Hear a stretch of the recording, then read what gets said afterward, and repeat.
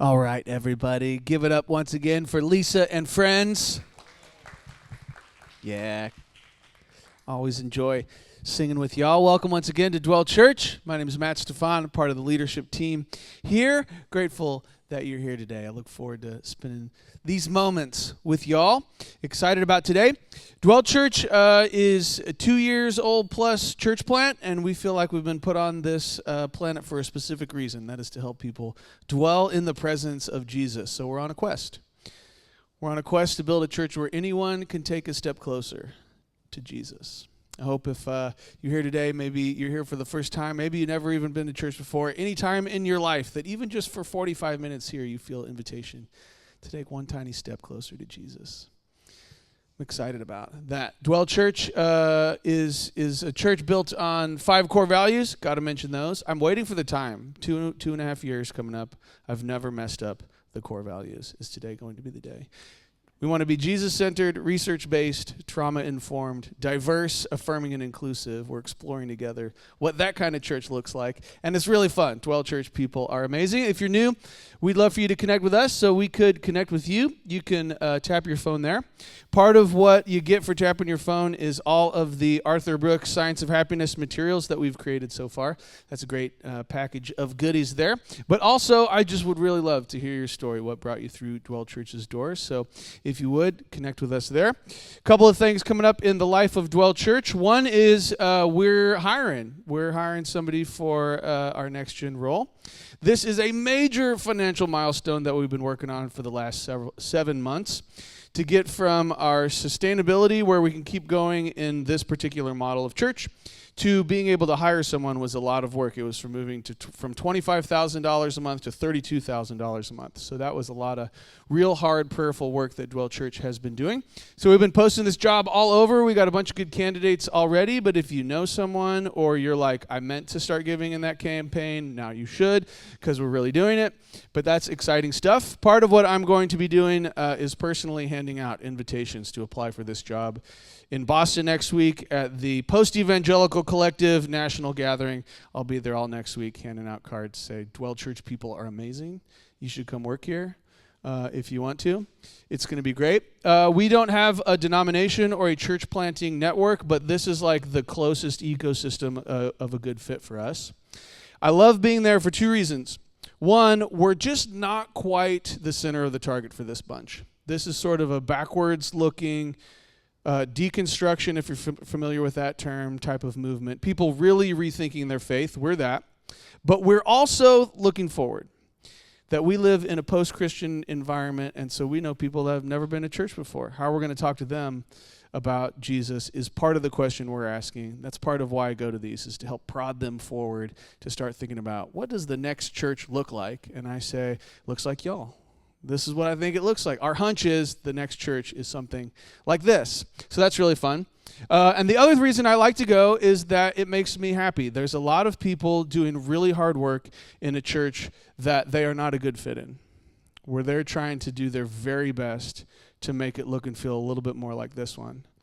And when I'm there, I get to remember, oh gosh, we have this incredible gift of getting to be a church that's sort of like this, that feels the way this one does. And so it just makes me happy. I'm so humbled by the amazing hard work of those people, but then I also fondly remember y'all. And it brings me great joy. And that is my segue to us finishing our Science of Happiness series. We have been talking about the psychology, sociology, and neuroscience behind happiness. And the fundamental claim that we've been making is that following Jesus delivers the goods according to the benchmark of the science of happiness, that there's almost nothing like it. And today's talk will be especially like, wow, does the Christian faith, the way we're practicing it, seem directly, specifically designed to deliver happiness into our lives? But a passage to anchor our reflection today. Here we go. Famous one, maybe you know it. Ephesians chapter 2, verse 10. For we are God's masterpiece. See, it matters who you imagine God to be. Actually, maybe who you think God is the most important question you'll ever answer, because if you think of God as angry, far away with a big stick, that's going to determine so much of your life. God is sometimes like that in the Bible, but sometimes we talk about him like that's the only version. Other versions include the God who gets down on his hands and knees to plant the garden and to place humans gently within it, the gardener God. And here, the creator, artist God, Vincent van Gogh, in the painting laboratory for years, working on a piece of art that is you.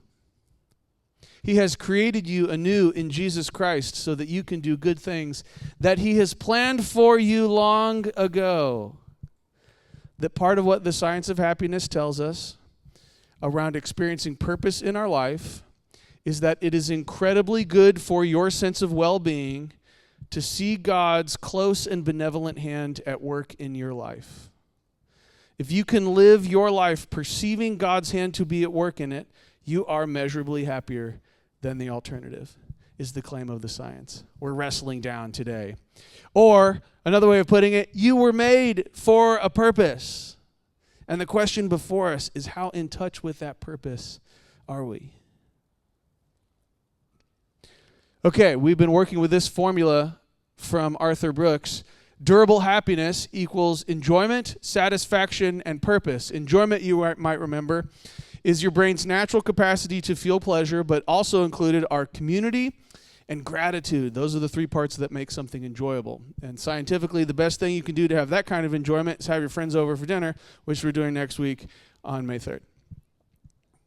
Satisfaction is the formula, are my haves bigger than my wants? And there he coached us towards earned achievement. That is what delivers the goods. The danger is feeling like at a milestone, if you achieved something, you should be happy.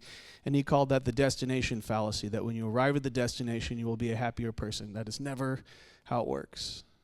Instead, the hard work to achieve something, the prayerful work to achieve something is what delivers that kind of satisfaction.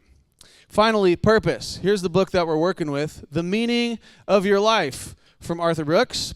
If you don't know his story, I'm going to share a couple different stories of people discovering their purpose, including myself. But his story goes like this.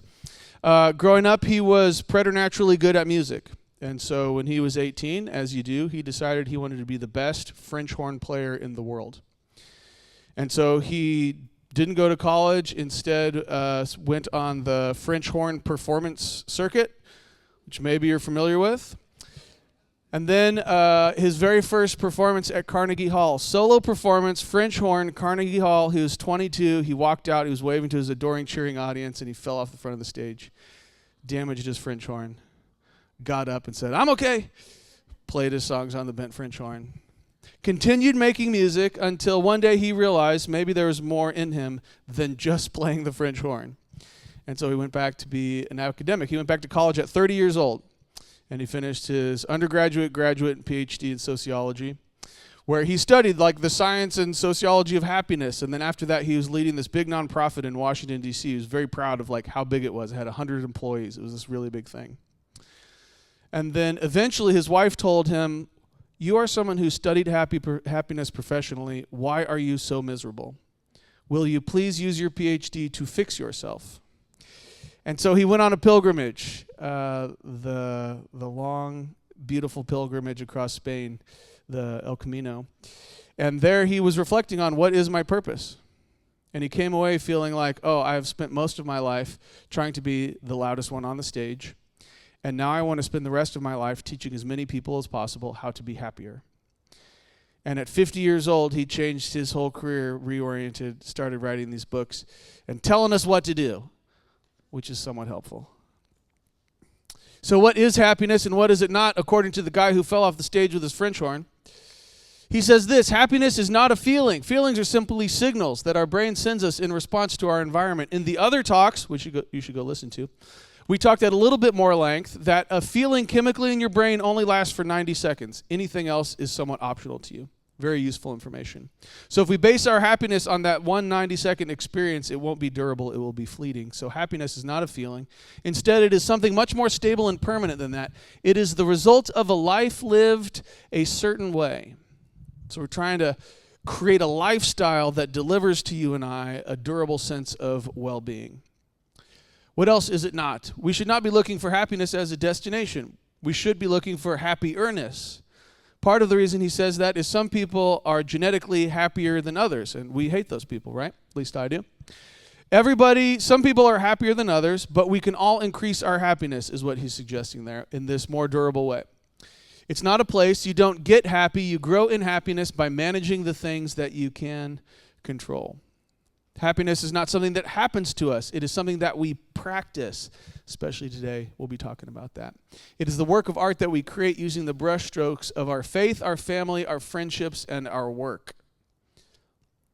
What about suffering? Part of what we have talked about in this series is that happiness is not only concurrent with, but it is necessary for happiness. And that's good news because inevitably something quite horrific is going to happen to you if you count yourself a human being. That is an inevitable part of walking on this earth.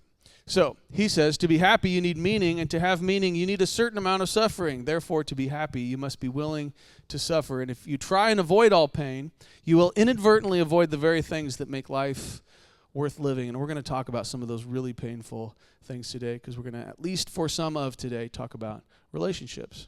Gosh, can those be painful. And yet, that is a primary source of our meaning, our sense of purpose.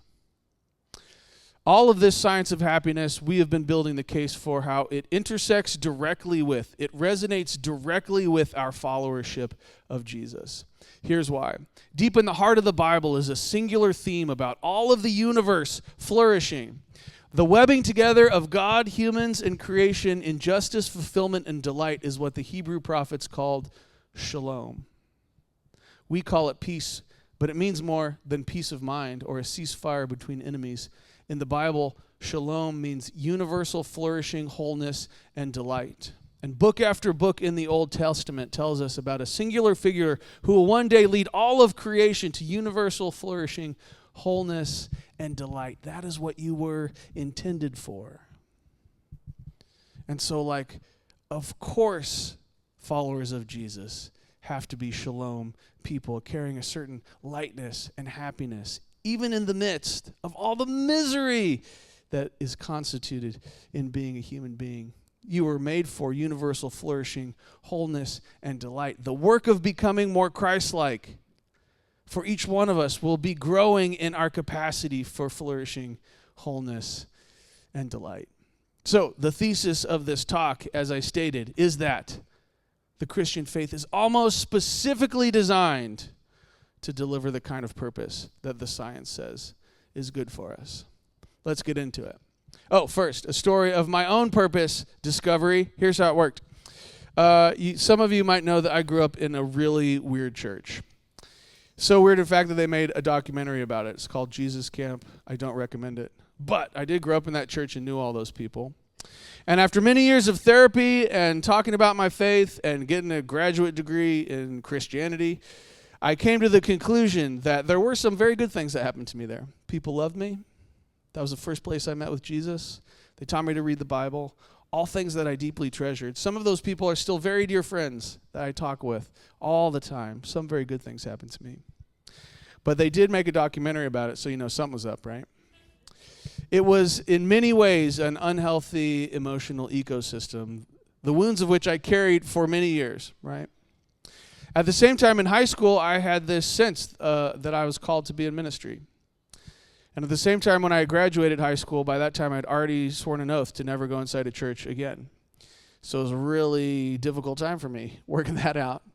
Part of the way I did that was being a Bible major in college, and then after that, going to seminary. And I thought what I would do is be an academic. It delivered many of the same outcomes I felt of studying the Bible, being around people. On the first day of my 3-year graduate degree, I'd moved from Kansas City to Los Angeles. On the first day, they put you with a 10-person cohort, and over the first 3/4 of the program, you meet for 1 hour a week with this cohort.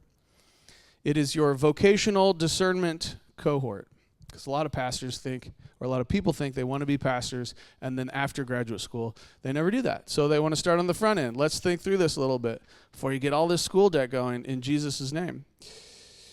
So I started talking with my 10 friends about their story, our story, my story. And part of what they were having you do each week is deliver a small report on a single question that by the end would accumulate into something they called a spiritual autobiography. What is the story of you and God? And so we reflected together and we shared the ups and downs. And then slowly but surely, after the 30 weeks of this, it turned a corner to asking, what, based on your personal narrative, understanding of your life with God, what might be your calling? And I remember at 25 writing down, my calling is to help create emotionally healthy churches. And I remember thinking at the time that if I could help teach people the way that I got to read the Bible that invites all of us into God's presence, that is at least one step. And at first I was making that argument based on the New Testament because I grew up a biblical literalist. And so the Old Testament was terrifying. In fact, I went into seminary telling everybody, why are we still reading the Old Testament? Have you read it? It's terrifying. Any biblical literalist has never read the Old Testament. By the end, I realized that the power of themes like shalom and lament, the Old Testament was inviting us to offer our whole selves to God. So by the end, I thought, as an Old Testament professor, I will help future pastors create emotionally healthy churches. That's what I thought I was doing at 28 years old. And then my wife was finishing her PhD, so I thought it was not so good a time for me to apply to a PhD program. So I was working to finish putting her through school, food on our table. And then the factory where I was working, I'll tell you more about that story in a minute, it closed down. And suddenly I needed some money. And the only jobs I thought to apply for were church jobs. So I started working at this incredibly diverse church in downtown Los Angeles, still thinking someday I would be a pastor. And in the course of doing something quite regrettably that I was terrified to do, which was to work in a church, I discovered that I loved it. I loved it. It was a deeply emotionally unhealthy place, but I loved it. And I worked in a bunch of other real messy churches. And I never got to be in any way part of building them into more or less healthy environments because I wasn't in charge of them. But then here, all these years later, I get to journey alongside you while together we build something that is aimed at emotional wholeness. Isn't it flipping remarkable that I wrote down something at 25 and all these years later, I get to cheer you on while you work on something that's very similar? That's pretty amazing stuff, right? You were made for a purpose. And part of the story there is doing the hard work to listen to the story that God is writing in your life so that you can find a way to start talking about it. You can have a purpose discovery moment in your life. Here's Arthur Brooks' formula for purpose. We'll talk through each one of these. Purpose in his mind equals coherence, significance, and meaning. And these together form a macronutrient of happiness, which is purpose. So let's talk through these. Coherence is this: finding purpose in the events of your life. This is a tricky thing because life's real kooky, right? Life is kooky, so it can be very hard. Actually, the science of when something bad happens to you, why life feels bad, is that it turns on the threat detection part of your brain. When you're in pain, the threat detection part of your brain comes on, and you notice so many more horrible things that are happening to you. And that is why in the season of suffering, it feels really difficult to connect with God. Your brain isn't in connect with God mode. It's in threat assessment mode, right? So even if you're in a terrible season of life, God can even seem threatening because you're perceiving everything as a threat. Your brain is designed to do that. So finding purpose in the events of your life takes a lot of work. Coherence doesn't come to everybody. Arthur Brooks says that it's a sense that things happen in your life for a reason. It's either reason or you can find value attached to the major events in your life. It doesn't have to be that it happened for a reason. It could be that something, somewhere, somehow redeemed it and made it meaningful to you. Maybe it didn't happen for a reason. Maybe it was completely random and you cannot force yourself to believe that it happened for a reason. But God used it anyway. That is the conviction that there is value attached to the major events of your life. This is one reason why people love conspiracy theories.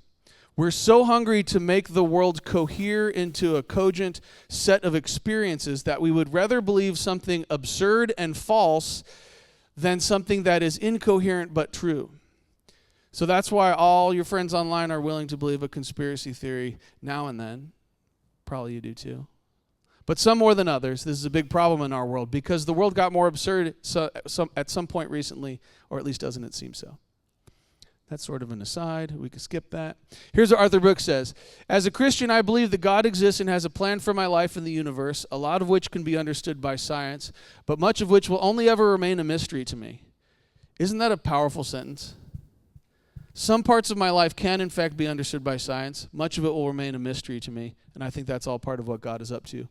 My faith knits together for me the parts of my life that make sense, and the parts that do not. Over time, you will grow as you become more and more like Jesus and more into the best version of yourself. You will become able to be at peace at the parts of your life that don't make sense. That part can just be a mystery to you. That is part of the deep coherence that faith offers us. And here's how. The Psalm cycle is a way to categorize 150 Psalms. It's a lot, right? 150 is a lot. But the Old Testament theologian Walter Brueggemann, who I love dearly, said there's really only 3 kinds of Psalms. Here they are. I suggest, he wrote in a famous essay called Psalms, A Suggested Typology of Function. I suggest in a simple schematic fashion that our life of faith consists of moving with God in these 3 ways. Of a dynamic interaction with God. We are moving with God in these 3 types of Psalms. Psalms that represent being securely oriented. He says these are the shortest Psalms. The happiest Psalms are the shortest Psalms because humanity's like that. Category 2, being painfully disoriented. These are the longest Psalms. We've got a lot to say when we're in pain. And Psalms that are about being surprisingly reoriented by a God who turns out to be good after all. These are only 3 kinds. And your life will be a series of walking this journey over and over again in different arenas and in different relationships for various amounts of time. They're called the seasons of life. This is it. And this is the great gift that faith is to us, that even in the profound disorientation of it not making any sense, that we can invite God into the absurdity and walking with him, even in the nonsensical parts that will always remain mysterious to us. That gives it a certain kind of meaning. People that I have talked with who have been through horrific things said, actually, what I realized in the moment of true horror was that somehow God was still even there. I don't know why that happened. I wish it hadn't, but what I discovered was that God was with me when it did. Sometimes for them that took years to unpack. But a full third of the Psalms validate that you spend like a third of your life feeling painfully disoriented. It is the normal course of things, and God is in that too. So that is what it is like to write your spiritual autobiography in 3 movements. I was oriented, it was good, I felt at home. Then I was painfully disoriented, it was horrible, and I didn't know what to do. And then I was reoriented, rescued unexpectedly. We'll publish a way of writing your own tomorrow. Part of what's so difficult about writing your spiritual autobiography is, just as Arthur Brooks predicted, it is a lot of work to be happy. It's a lot of work to be a happy person. Writing your own spiritual autobiography, understanding how God is authoring your story and all of its ups and downs and absurdities, and God's absence even is somehow part of it, that's going to be a lot of work, but we'll do it together. And it will yield for us what therapists call a narrative identity. Studies map directly the capacity to tell a coherent story about your life with how well you feel it's going. And it doesn't mean everything good happened to you or it was only ever good. It means that it fit together in your mind. Therapists call it the narrative identity. I was like this, then this happened. What I realized was this, and God was with me in it, and then I met these people, and now I'm here, and I see looking back that somehow that all makes sense. I would have never guessed at 25 this is what we would be doing. I didn't mean to be a church planner, but I'm glad that I'm doing it because I see that God was somehow at work in the thread of your story and the thread of my story and weaving them together in ways we never could have guessed. There's a narrative identity that we are invited to as people of faith.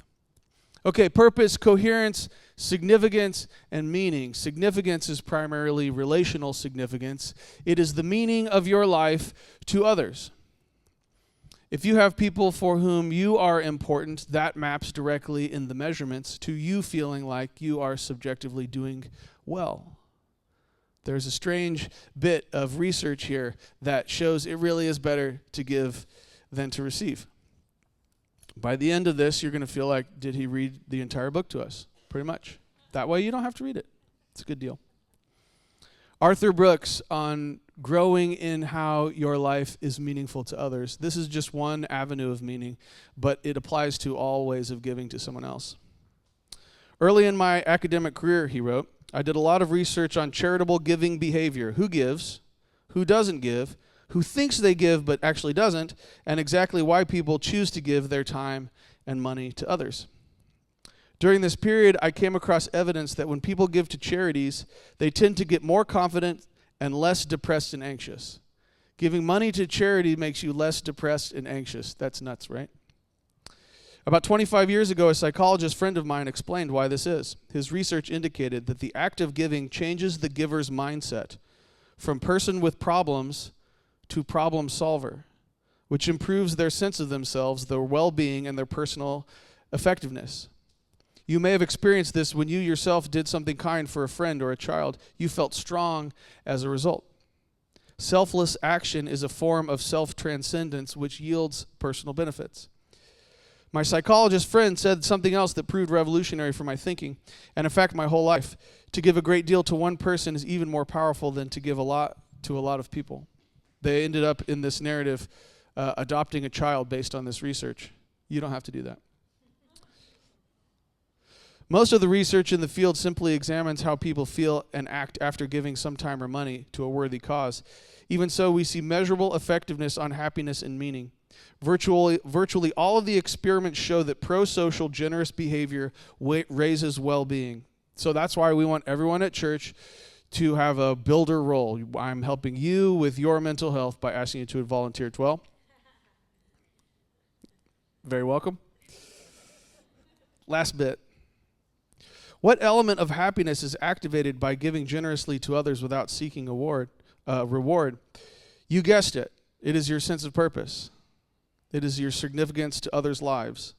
This effect is especially strong when the giving is anonymous, so that there's no spotlight on you at all for your virtuous acts. One novel study showed this involving anonymous kidney donors to unknown strangers. The 114 donors in the study were on average significantly happier than the general population after the donation. They didn't know the person. They never got to meet them. But that profound act of generosity, bodily generosity, improved their sense of well-being. It is because the meaning of your life to others is going to be evidence in your heart, in your mind, in your unconscious that you mattered. That you mattered. You were put on this earth to matter to other people. And this is where our faith meets the science so powerfully, because Jesus gives us what I call the relational toolbox. Followers of Jesus ought to, bit by bit, become better and better at relationships. Here's the relational toolbox. Forgiveness, generosity, service to others, humility. Even if I was terrible at these things at the beginning, a lifetime of trying earnestly to follow Jesus will help me improve at these things. I will slowly get better. And all of those things are profoundly good for our relationships. By the nature of following Jesus, we are gathered into each other's presence. This is a deeply, profoundly connective religion that we are practicing. And that's so good for your sense of purpose. Finally, meaning. It is this: a sense of goals or direction in your life, a sense that you are alive in order to do something. And as I said at the beginning, if you feel like, I don't know what that thing is, you get to just ask. You can just ask, God, why am I still here? Speak to me. Okay, briefly, calling, vocation, and leisure. There's something in the research called self-concordance. Does your daily labor align with your personal values? That's the question here. There's 3 versions. High self-concordance, where you work most days at something that you personally value very highly. That's great. That's a certain kind of work. There's a middle way where you're like, my daily work does not align with my values, but it affords me the capacity to do something that I highly value. This was my dad working for a soulless corporation, coming home and saying, I'm going to go to every soccer practice. We're going to have a good life because I sit behind a desk all day. That's a very valid way to accrue meaning in your life. That is a self-sacrifice that makes things you value possible. And then there's the kind of daily work that has neither high alignment with your value, nor does it afford you the capacity to do something that you do value. This is low self-concordance. I've worked in that job. One of my biggest regrets, here we go. I made a slide. Matt's biggest vocational regret. In the season of my life where I was working in a factory where we made rides for Disneyland, that's what we did. We made Cars Land. It was incredible.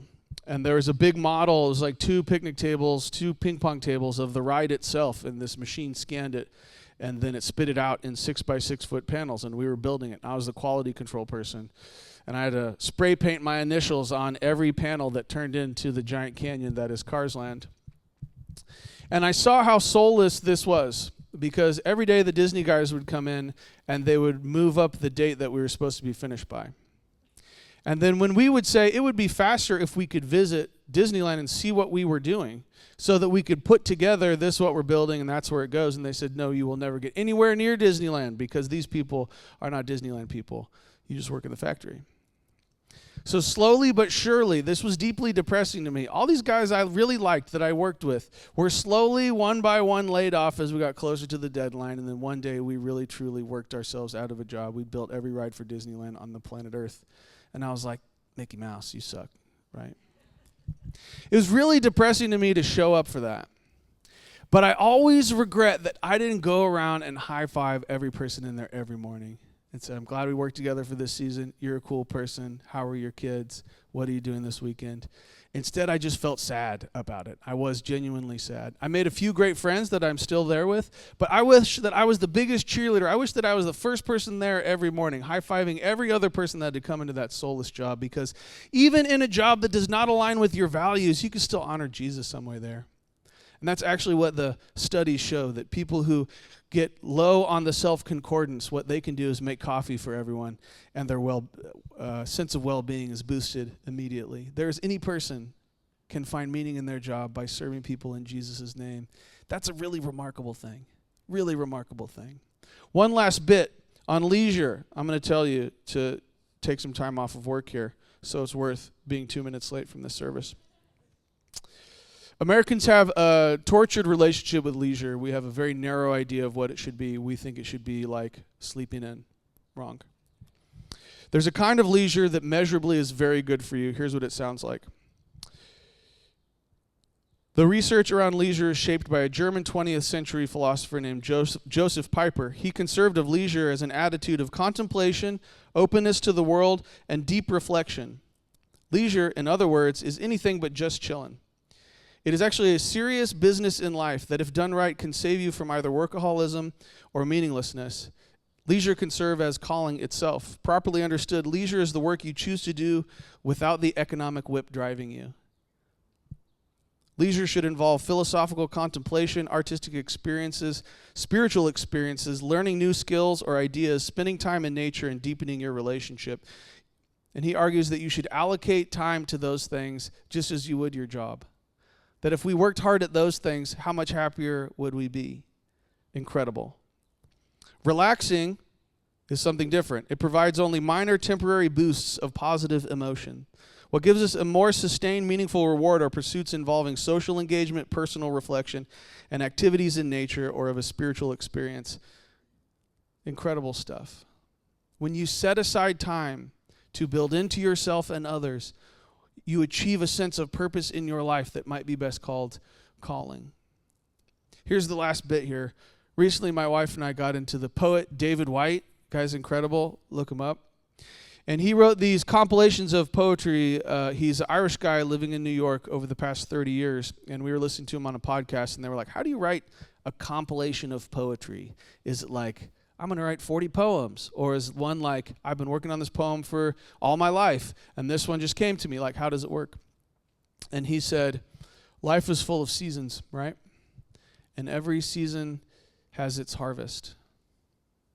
And that's all he said. Every season of your life will have a harvest. That is a profound observation about human nature. That whatever you spend a season pouring into, you will get something out of it. And what is remarkable about this series is we have anchored each of it in Jesus as our teacher. That Jesus, in this season of my life, would you show me how to invest in things that have a harvest that pleases you and blesses other people, and maybe along the way help me to grow a bit more happier. That is the prayer at the heart of this series. that Jesus is our teacher as we learn to sow into our lives, because every season of our life has a harvest at the end. Remarkable stuff. Let me pray for you. Jesus, I'm grateful for these people and the journey that we are on together of growing in emotional health and wholeness in your name, towards you, towards one another. Would you call to us and keep teaching us? God, we surrender the seasons of our lives to you. May they have harvests that please you. God, and for my friends here, may the bounty of their harvest be rich. Would you bless them? God, would you bless them with a sense of purpose in their life? God, a deep sense of significance of their relationships. And would you call them to something? Would you reveal to them how your hand was at work in their story such that they are called to something? We love you, Jesus. Amen.